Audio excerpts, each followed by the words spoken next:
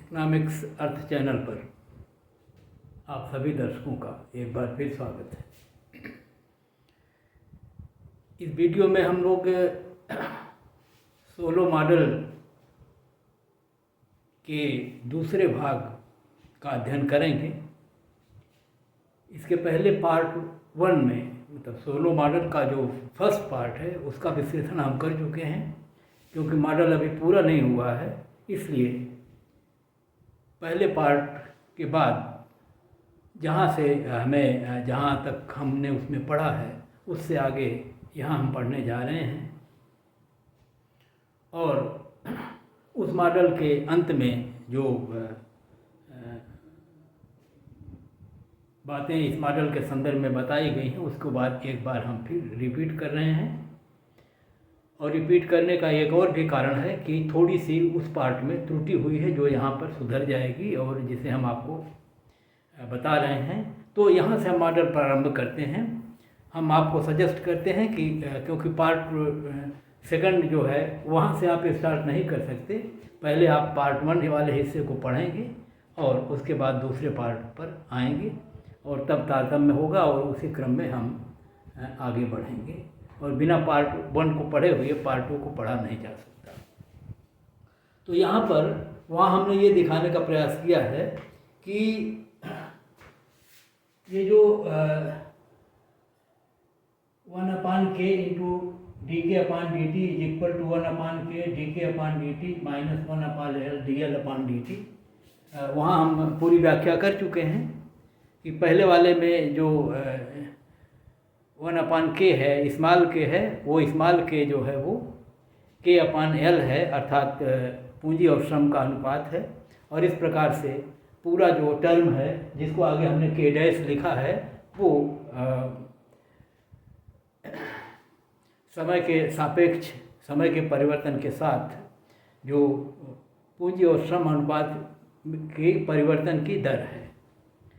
परिवर्तन की दर जहाँ कहीं भी रेट ऑफ चेंज हम निकालते हैं वो परिवर्तन की दर होती है, और जहाँ रेट ऑफ चेंज निकालते हैं वहाँ पर हम किसी भी इक्वेशन या फलन का डिफरेंशिएशन करते हैं। और यहाँ पर जो डिफरेंशिएशन करके हमें जो डेरिवेटिव प्राप्त हुआ है वो क्योंकि पूंजी और श्रम के अनुपात का है, इस नाते ये दर जो है वो पूंजी और श्रम अनुपात की दर है जो समय के साथ परिवर्तित होती है। और जहाँ हम इसको k' से दिखा रहे हैं ताकि बार बार इतना बड़ा हमको न लिखना पड़े, हम आगे उसको k' लिखेंगे। और ये जो 1/k dk/dt है, ये जो समय के संदर्भ में k में, और k का मतलब है कैपिटल स्टॉक में होने वाले परिवर्तन की दर है, और अगले में 1/L dL/dt जो है वो समय के साथ साथ या समयों पर जो है श्रम की मात्रा में होने वाले परिवर्तन की दर है। और क्योंकि श्रम की मात्रा में जो परिवर्तन होगा वो बहिर्जात कारण है, एक्सोजिनस फैक्टर है, और उसको सोलो ने दिया हुआ मान रखा है और वो एक निश्चित दर से बढ़ती है। और इस दर को भी उन्होंने बता दिया है कि ये n दर से बढ़ती है, और इसलिए इसके स्थान पर हम n लिखेंगे। और अब शेष एक सिंबल केवल बीच में बच गया जिसकी हमको व्याख्या करनी है, वो 1/k dk/dt है। ये k कैपिटल है जो पूंजी स्टॉक को दिखाता है और वो बीच का हिस्सा है। पीछे हम देख चुके हैं कि dk/dt जो होता है वो निवेश या इन्वेस्टमेंट को प्रदर्शित करता है। और क्योंकि इन्वेस्टमेंट और सेविंग दोनों बराबर होते हैं, इसलिए उस dk/dt की जगह पर हम सेविंग्स फंक्शन को लिख सकते हैं। और यहाँ पर हमने सेविंग फंक्शन को लिखा हुआ है। और सेविंग के संदर्भ में हमने देखा है कि सेविंग जो है वो आय का एक अंश यस होती है और उसको हम यस वाई लिखते हैं। और वाई को जब हम इस स्मॉल के या पूंजी श्रम अनुपात के फलन के रूप में लिखते हैं, तो हम पीछे देख चुके हैं कि हम उसको लिखते हैं एस फंक्शन ऑफ के स्मॉल के। तो हम उसकी जगह पर यहाँ एस फंक्शन ऑफ के लिख रहे हैं डेल्टा dk/dt के स्थान पर जो बचत फलन को प्रदर्शित करता है, और बचत फलन और निवेश फलन क्योंकि बराबर होते हैं, इस नाते निवेश के स्थान पर हम इस बचत फलन को प्रतिस्थापित कर रहे हैं, और वो यहाँ लिख दिया SF/K, और ये K जो है ये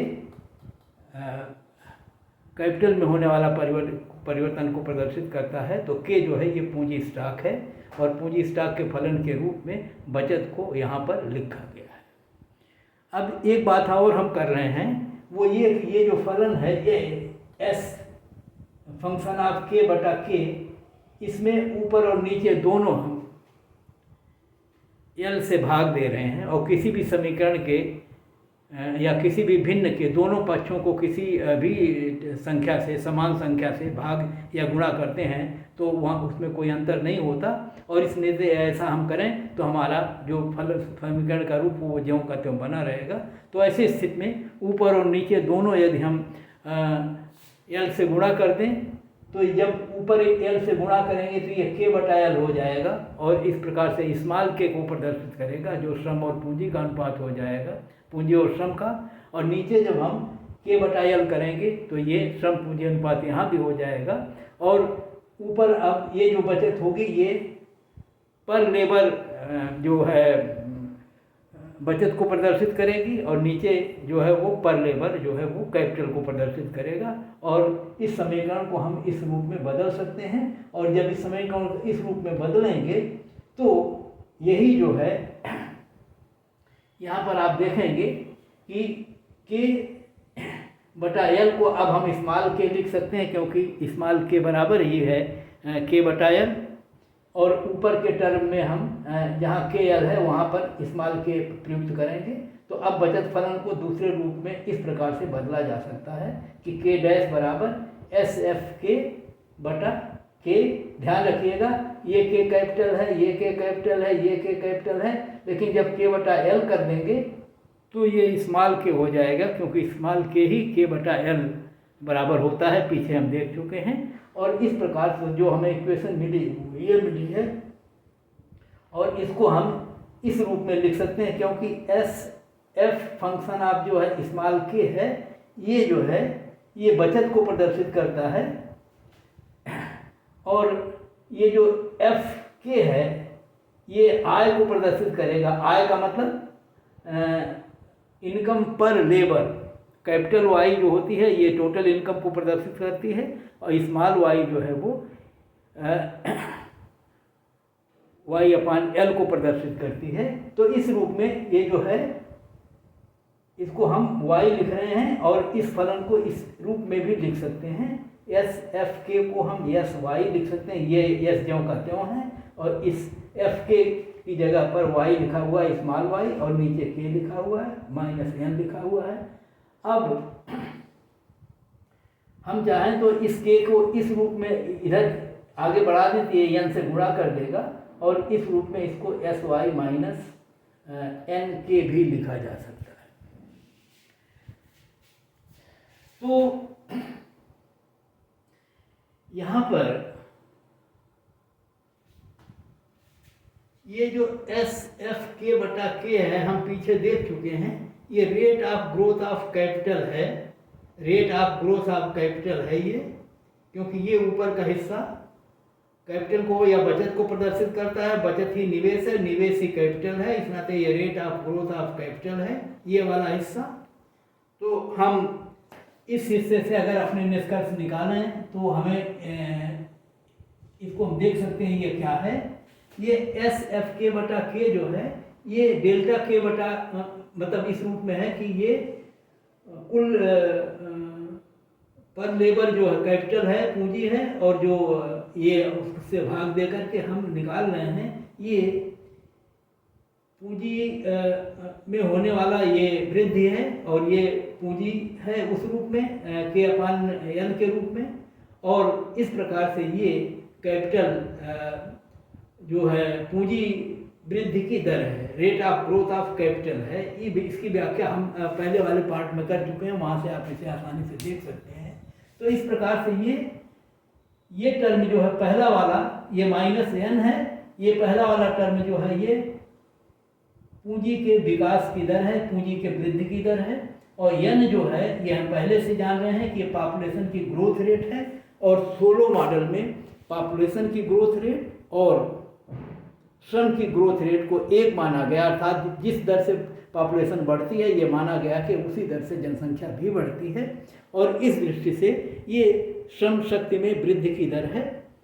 और यहाँ पर एक निष्कर्ष आप निकाल सकते हैं कि अगर ये दोनों बराबर हों, अर्थात पूंजी वृद्धि की दर और श्रम वृद्धि की दर दोनों बराबर हों, तो दोनों का अंतर शून्य आएगा। और संस्थिति के लिए इक्विलिब्रियम लाने के लिए यह आवश्यक है। इक्विलिब्रियम इस संदर्भ में हम लोग स्टेडी स्टेट इक्विलिब्रियम की बात कर रहे हैं, जिसका मतलब ये होता है कि एक ऐसी संस्थिति जिसमें जो ग्रोथ की दर हमें मिले वो समय के साथ कांस्टेंट बनी रहे, स्थिर बनी रहे, तो हम इसको कह सकते हैं ये स्टेडी स्टेट इक्विलिब्रियम है, या steady state rate of growth है, या स्थिर स्थिति संतुलन का बिंदु या संस्थिति का की दर है। विकास की ऐसे संस्थिति की दर है जो समय के साथ एक स्थिर दर से अर्थव्यवस्था को निरंतर आगे बढ़ाती रहे, अर्थात आय में निरंतर एक निश्चित दर से वृद्धि हो। और उसी वृद्धि दर को हैरड और डोमन ने अपने मॉडल में ढूंढा था अपनी अपनी तरह से, और वहाँ हमने देखा है कि वो वृद्धि दर जो है हैरड मॉडल में S/G थी, और वही उसी रूप में वो डोमर मॉडल में भी थी। और उसी वृद्धि, लेकिन उस वृद्धि दर में हमने ये देखा था कि हैरड मॉडल में जो हमको कमी मिली थी वो ये दिखा था हमने, जहाँ हम कहते हैं नाइफ एज इक्विलिब्रियम, जिसमें हम ये देखते हैं कि इस इक्विलिब्रियम को बनाए रख पाना बड़ा कठिन होता है, बहुत दुष्कर काम होता है, और जरा से अभी विचलन अगर इस इक्विलिब्रियम से एक बार हुआ तो अर्थव्यवस्था फिर पुरानी दर पर नहीं लौटती और संस्थित दर से निरंतर दूर, चाहे मंदी की ओर और चाहे समृद्धि की ओर निरंतर बढ़ेगी और कभी लौट के नहीं आती। और यही उस मॉडल की कमी थी। इस मॉडल में उस चीज़ को सुधारने का प्रयास किया गया है, और सोलो ने जो steady state rate of growth अपने मॉडल में खोजा है, पाया है, वो दर से अगर विचलन हो जाता है तो हम पुनः उस पहुंचने की प्रवृत्ति अर्थव्यवस्था में होती है, वहाँ से दूर भागने की नहीं होती। और इस संदर्भ में सोलो मॉडल में जो स्टडी रेट ऑफ ग्रोथ है जो हमको इस मॉडल में मिली है, जिसकी व्याख्या तक हम पहुंच गए हैं, वो है एक ऐसी दर है। Study rate of growth study या स्थिर तभी रह सकती है जब पूंजी स्टॉक में जिस दर से वृद्धि हो, श्रम की मात्रा में उसी दर से वृद्धि हो, और दोनों दरों में अगर वृद्धि बराबर हो तो रेट ऑफ ग्रोथ जो है वो कांस्टेंट बनी रहेगी।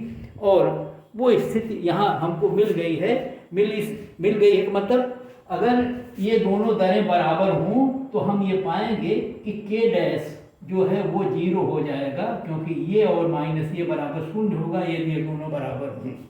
और संस्थिति में बने रहने के लिए दोनों दरों का बराबर होना अनिवार्य आवश्यक है। तो इस संदर्भ में ये एक तरह से इक्विलिब्रियम की स्टेट इक्विलिब्रियम की ग्रोथ की एक कंडीशन, नेसेसरी कंडीशन होगी, जिसको हम इस रूप में देखेंगे या इसको इस रूप में देखेंगे या इसको इस रूप में देखेंगे। सब चीज़ें एक ही हैं, बस ये को इधर ले जाकर के इस दर को इस प्रकार से पाने का प्राप्त किया गया है प्रयास। और इस रूप में जब हम इसको बदले हैं एस वाई, तो हमने यहाँ दिखाने का प्रयास किया है कि y is equal to S F के होता है, तो एस एफ के की जगह पर y लिखा जा सकता है, और यहाँ से s और इसके एफ के की जगह पर y, तो एस वाई माइनस एन के इज इक्वल टू ये करके इस तरह से इस दर को निकाला जा सकता है।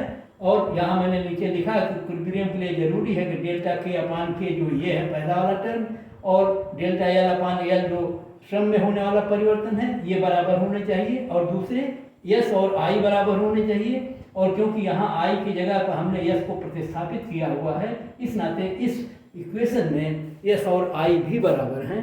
तो बचत और निवेश दोनों बराबर हैं, श्रम की वृद्धि दर और पूंजी की वृद्धि दर बराबर है। इसलिए ये जो कंडीशन है ये स्टेडी स्टेट इक्विलिब्रियम की एक नेसेसरी कंडीशन है और इसी के आधार पर हम इस दर की व्याख्या कर सकते हैं। और इस दर जब k dash is equal to 0, तो जरा ये समझिए, बड़ा महत्वपूर्ण आपके लिए है। k डैश है क्या? k का मतलब होता है k/L, अर्थात पूंजी और श्रम का अनुपात।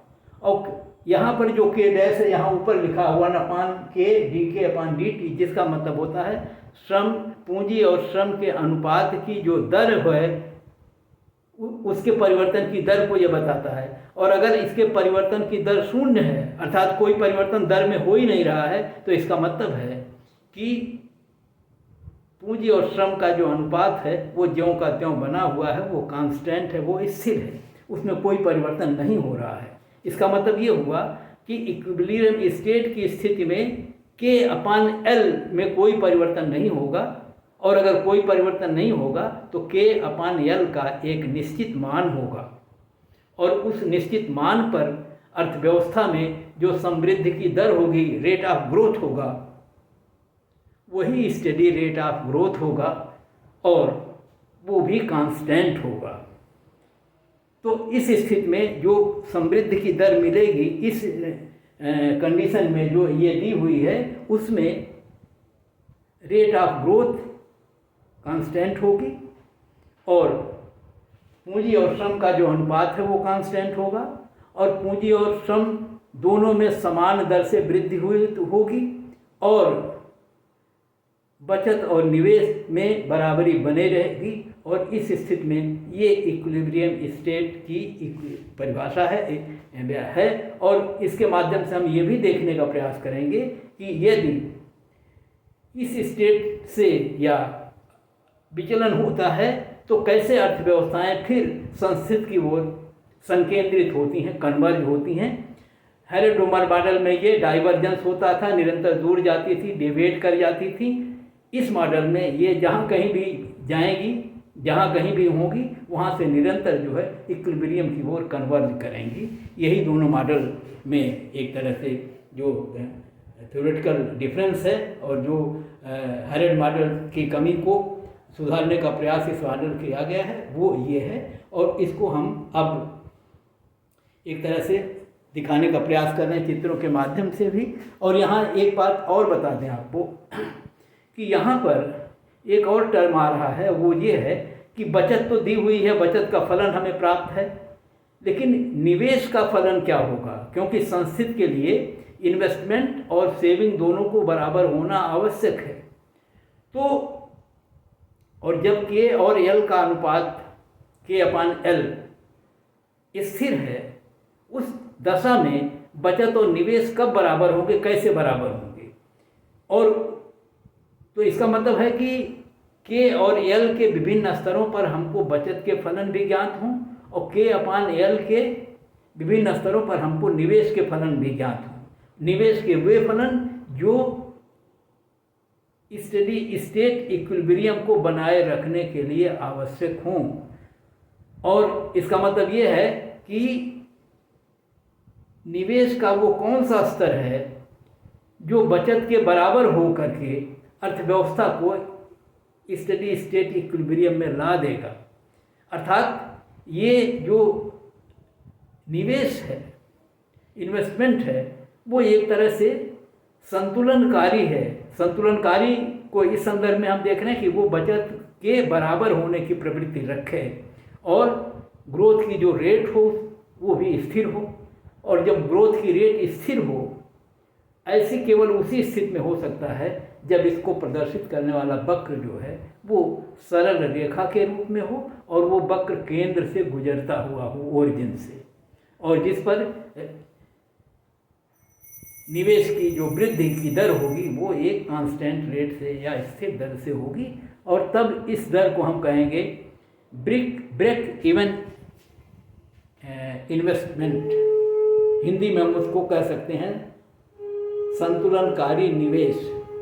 तो संतुलनकारी निवेश कहने का अर्थ ये है कि जब अर्थव्यवस्था में k/L दिया हुआ हो, पूंजी और श्रम का अनुपात, जब अर्थव्यवस्था में y/L का अनुपात दिया हो, और जिसको हम कह रहे हैं कि आय और श्रम का अनुपात है, उत्पाद और श्रम का अनुपात है, और जब बचत के फलन दिए हुए हों, वैसी स्थिति में बचत फलन के किस बिंदु पर निवेश उसके बराबर होगा, निवेश कैसा या कितना होना चाहिए,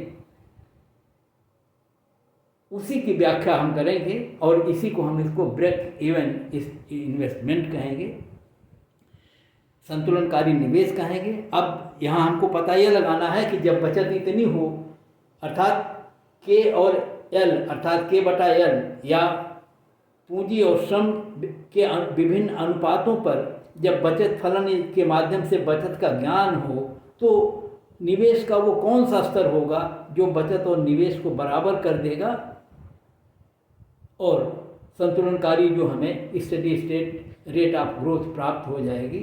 तो यहाँ पर बहुत महत्वपूर्ण ये देखिए, ये लिखा हुआ है कि इक्विलिब्रियम में क्योंकि के डैश इज इक्वल टू 0 अर्थात पूंजी और श्रम के अनुपात की जो परिवर्तन की दर है वो शून्य है, और हमने बताया कि जब परिवर्तन की दर शून्य होगी तो के बटा एल ज्यों का त्यों रहेगा, कांस्टेंट रहेगा। तो इक्विलिब्रियम के लिए ये आवश्यक है कि के अपान एल कांस्टेंट हो, और के अपान एल कांस्टेंट तभी होगा जब के और एल में समान दर से परिवर्तन हो।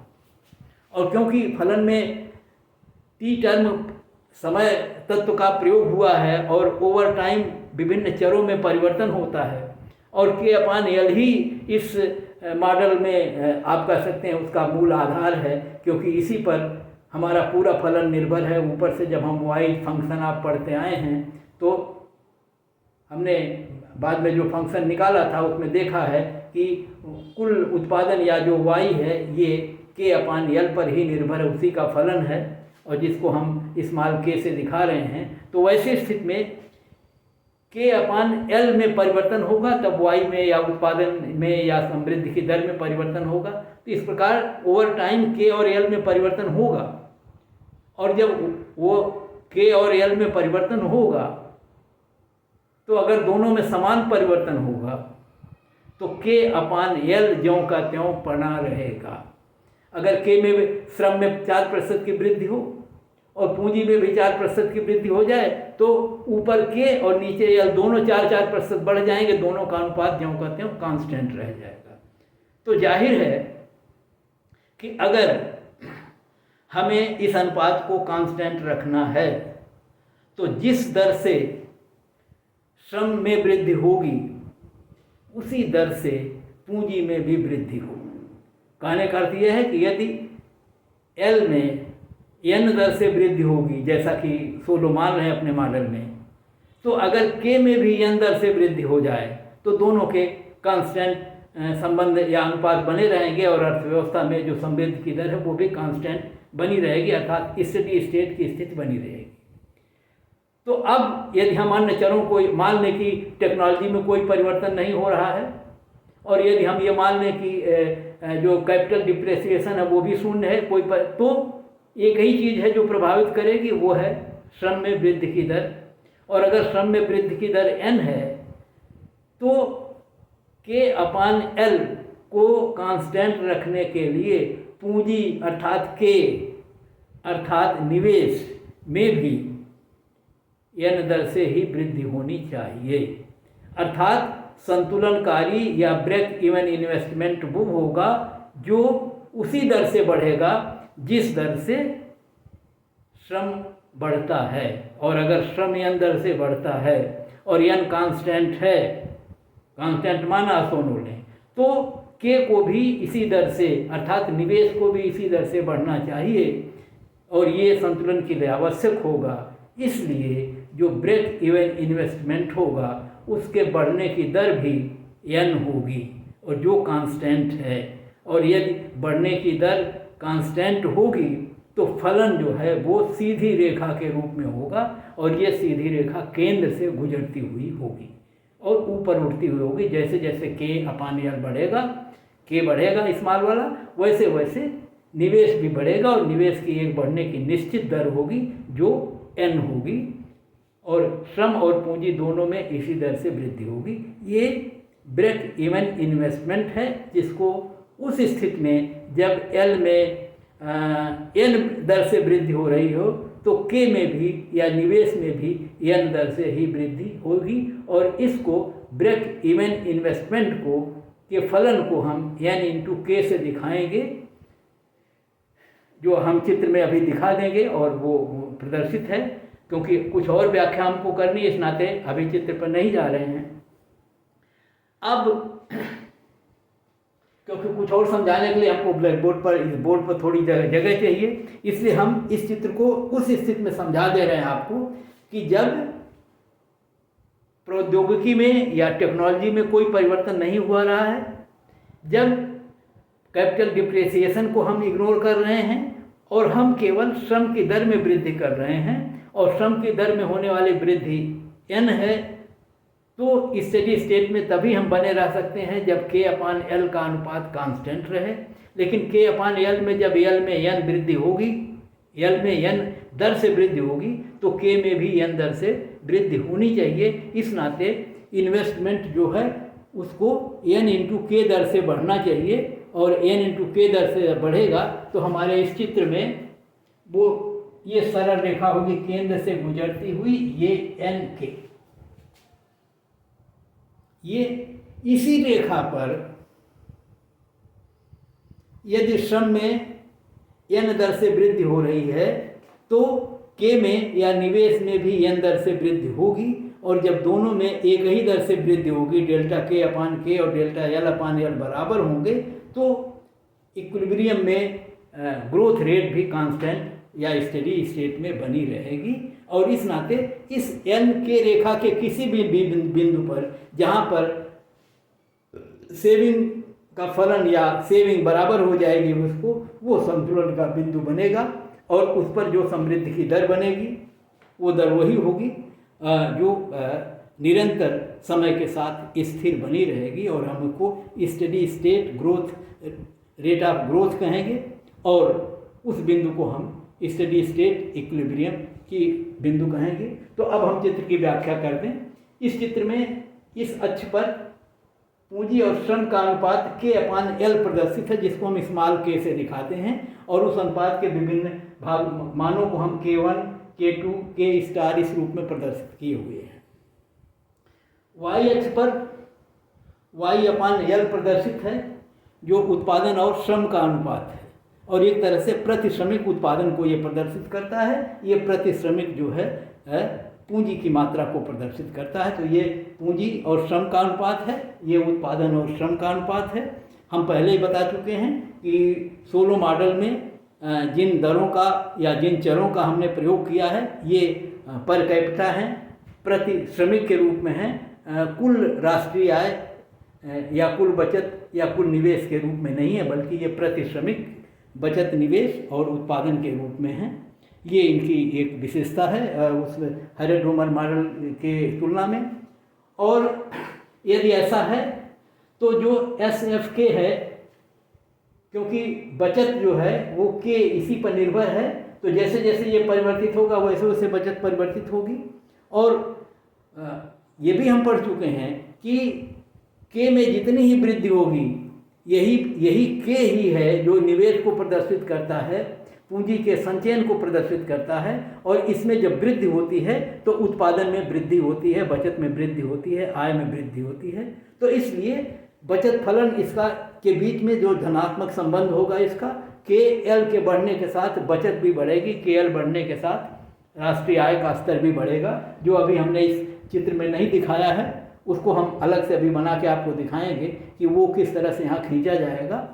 तो और हमने ये भी देखा है कि राष्ट्रीय आय अंततः जो है ह्रासमान प्रतिफल का नियम लागू होगा, क्योंकि के अपान एल परिवर्तनीय है, और इसके एक मात्रा के स्थान पर श्रम को स्थिर मान कर के को जब हम बढ़ाएंगे तो एक सीमा के बाद कुल उत्पादन घटती हुई दर से बढ़ेगा। इस नाते ये फलन ऊपर नीचे झुकते हुए होंगे, बचत के भी और उत्पादन के भी, क्योंकि कुल उत्पादन फलन से ही हम प्रति श्रमिक बचत को प्राप्त करेंगे, जो फलन को ये प्रदर्शित करता है। इस नाते ये फलन भी पहले ऊपर उड़ेगा, फिर नीचे थोड़ा सा झुकता हुआ आगे बढ़ेगा। जो ह्रासमान प्रतिफल की दशा को प्रदर्शित करेगा। इस बिंदु पर दोनों एक दूसरे को काटते हैं। ये ब्रेक इवन इन्वेस्टमेंट को प्रदर्शित करता है, निवेश को, उस निवेश को जो बचत और निवेश में संतुलन को प्रदर्शित करेगा। तो इस सी बिंदु पर दोनों वक्र एक दूसरे को काटेंगे और इस नाते ये बिंदु जो है ये ब्रेक इवन पॉइंट होगा, जो इक्विलिब्रियम को प्रदर्शित करेगा, संतुलनकारी बिंदु होगा ये। और इस बिंदु पर हम देखेंगे कि K/L का जो अनुपात है वो K* है और ये K जो है वो कांस्टेंट होगा क्योंकि ये दोनों बराबर हैं और इस पर बचत निवेश बराबर होंगे। इस पे ΔK/ΔL बराबर होगा, ΔK/K और ΔL/L बराबर होंगे और ऐसी स्थिति में संतुलन का बिंदु होगा। और हम पीछे पढ़ चुके हैं कि K जो है वो एक डिफिनिट बिंदु हमको मिलेगा जिस पर अर्थव्यवस्था इक्विलिब्रियम में होगी और वो बिंदु जो है या K और L का जो वो अनुपात है वो K* से हम दिखा सकते हैं। और इसी संतुलन बिंदु को अगर हम Y को देखें जो प्रति श्रमिक उत्पादन को प्रदर्शित कर रहा है तो वो भी कांस्टेंट होगा, स्थिर होगा। तो इस प्रकार से इस संतुलन बिंदु पर दो चीज़ें हमें मिलेंगी, एक होगा KL का कौन सा स्तर है और एक मिलेगा Y/L का वो कौन सा स्तर है जिसको हम Y* से दिखा रहे हैं और जिस पर इक्विलिब्रियम स्टेट की स्थिति है। और इस स्थिति में समृद्धि की एक दर होगी जो कांस्टेंट होगी और वो समृद्धि की दर अगर हम कुल उत्पादन में उस वृद्धि की दर को देखेंगे तो वो N होगी। ये इस दर से अर्थव्यवस्था आगे बढ़ेगी। वो अगले चरण में हम जब व्याख्या फिर करेंगे तो बताएंगे। इतना यहाँ पर हम ये समझें कि जो समृद्धि की दर होगी इस स्थिति में जब बचत और निवेश बराबर हैं तो वो कांस्टेंट होगी और इसी दर पर अर्थव्यवस्था नियमित रूप से आगे बढ़ेगी। समय के साथ ये दर बराबर बनी रहेगी। यहाँ समय हमारे पास कम है, इस नाते थोड़ा सा आपको बता दें कि अगर यहाँ से अर्थव्यवस्थाएं विचलित होती हैं तो आगे या पीछे जा सकती हैं। संतुलन बिंदु से हम किन्हीं कारणों से, अभी उनकी हम व्याख्या कर देंगे, किन्हीं कारणों से यदि हम आगे या पीछे जाते हैं तो एक बिंदु ये हो सकता है K1 का स्तर हो सकता है जहाँ हम आ जाएं और जब हम ऐसी स्थिति में आएंगे तो संतुलन डिस्टर्ब हो जाएगा। और अगर संतुलन डिस्टर्ब है तो हम ये भी मान सकते हैं कि हम यहाँ आ गए या संतुलन में न हो के हम पहले से संतुलन में हैं। अर्थात अगर हम इस बिंदु पर हैं, K1 पर है तो संतुलन नहीं है क्योंकि बचत और निवेश में अंतर है। और यहाँ अगर आप देखने का प्रयास करें तो ये बचत फलन के माध्यम से हम देख रहे हैं कि K/L के K1 स्तर पर बचत ज़्यादा है और निवेश कम है, दोनों में डिफरेंस है। और ये जो डिफरेंस है वो यहाँ देख सकते हैं, ये बचत है, ये जो है यहाँ पर जब ऐसा होगा तो इन दोनों का अंतर जो है K बराबर अब 0 नहीं आएगा, बड़े वाले में से छोटा घटाना है तो ये पॉजिटिव आ जाएगा। अर्थात ये असंतुलन का बिंदु होगा क्योंकि संतुलन के लिए K बराबर 0 होना चाहिए जैसे C बिंदु पर है। और जब ऐसा होगा तो इसका ये मतलब है कि अर्थव्यवस्था में जितना निवेश, पूंजी संचयन जो ज़्यादा है, बचत ज़्यादा है और निवेश हो रहा है कम। और जब पूंजी ज़्यादा है तो पूंजी की मात्रा बढ़ेगी और जब पूंजी की मात्रा बढ़ेगी तो K/L का अनुपात जो है वो बढ़ेगा और अर्थव्यवस्था ये आगे की ओर हम बढ़ेंगे तब तक जब तक ये दोनों बराबर न हो जाएं। तो अब हम देख रहे हैं कि अर्थव्यवस्था जब डिसइक्विलिब्रियम में है तो इक्विलिब्रियम की ओर वो कन्वर्ज करेगी। हर मॉडल में होता था कि इक्विलिब्रियम से जब हम दूर होते थे तो निरंतर दूर जाते थे, अब हम संस्थित की ओर अग्रसर होंगे।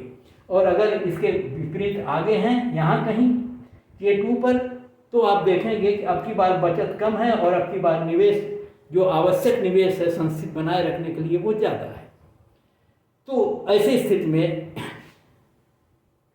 बचत जब कम है और इसी बचत से ही निवेश पर पूंजी बढ़ेगी और अगर बचत कम है तो K की मात्रा घटेगी और ये कन्वर्ज होकर फिर संस्थित की ओर ये बिंदु विचलित आएगा और हम इधर पहुंचने की प्रवृत्ति रखेंगे।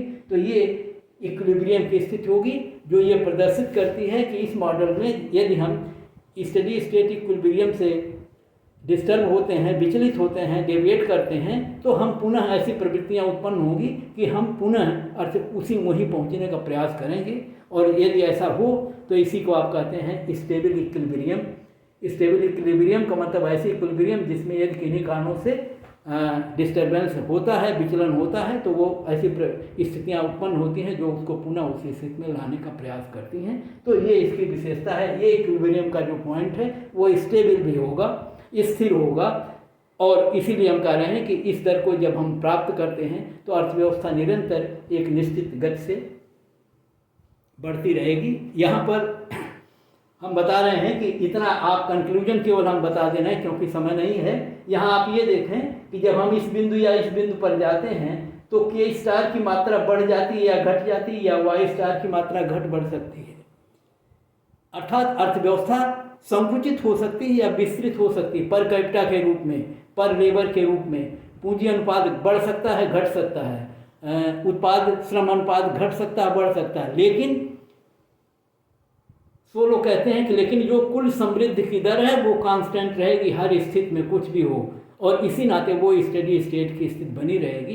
तो जो आय वृद्धि की दर है वो कांस्टेंट रहेगी हर स्थिति में, चाहे हम आगे जाएं चाहे पीछे जाएं। और ऐसा होने पर इसको कहते हैं ये लेविल इफेक्ट है। ये के वाई और Y/L का जो स्तर है वो घट बढ़ सकता है, लेकिन ग्रोथ रेट जो है वो कांस्टेंट रहेगी। इसी नाते ये steady state rate of growth कहलाती है। तो इतनी व्याख्या। यहाँ एक चीज़ और हम आपको ध्यान दिला दें, थोड़ा समय है और अन्यथा फिर एक और वीडियो में अलग से बनाऊंगा जिसमें इन चीज़ों को फिर आपको समझाने का प्रयास करूंगा। और वो ये है कि ये देखिए ये K/AL है। इसका मतलब ये होता है AL जो है वो प्रौद्योगिकी को दिखाता है और ये L श्रम की मात्रा को दिखाता है। और अगर अभी तक हमने प्रौद्योगिकी या टेक्नोलॉजी को कांस्टेंट माना था, अगर हम उसको स्वीकार कर लें कि टेक्नोलॉजी में प्रोग्रेस हो रही है तो A में भी परिवर्तन होगा। तो A में भी परिवर्तन होगा, L में भी परिवर्तन होगा। A में जो परिवर्तन होता है उसको G कहा उन्होंने, L में जो परिवर्तन होता है उसको N कहा। तो इस प्रकार से स्टेडी स्टेट के लिए इसको कांस्टेंट रखना, K को और नीचे दोनों को। लेकिन अगर नीचे परिवर्तन होता है और ये परिवर्तन A में G और L में K होता है तो ये इस परिवर्तन को हम G+N कहेंगे। N+G ये परिवर्तन हो रहा है, इस नाते ऊपर भी N+G परिवर्तन होना चाहिए, तभी इक्विलिब्रियम स्टेट की स्थिति बनी रहेगी।